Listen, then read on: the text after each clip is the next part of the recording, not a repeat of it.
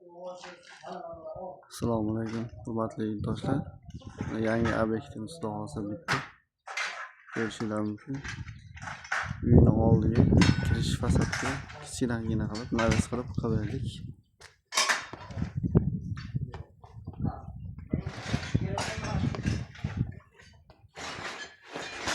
Navisimiz uzunligi 15 metr, eniga 8 metr bo'lgan joyimiz.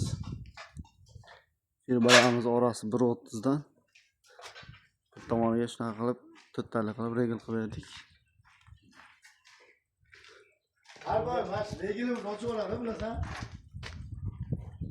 Ko'rishingiz mumkin. Xudo xolasa chiroyli bo'lgan holatda.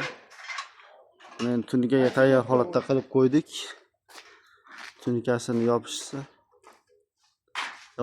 chaqirishadi, xudo xolasa lombos qilaman deyapti. Lomboslar qilgandan keyin chaqirsa tuzgasini bir kun, yarim kun yopib chiqib ketamiz, xudo xolasa. Kimgadir shunday xizmatlar kerak bo'ladigan bo'lsa, pastda nomerlar qoldiramiz. Aloqaga chiqaverasizlar.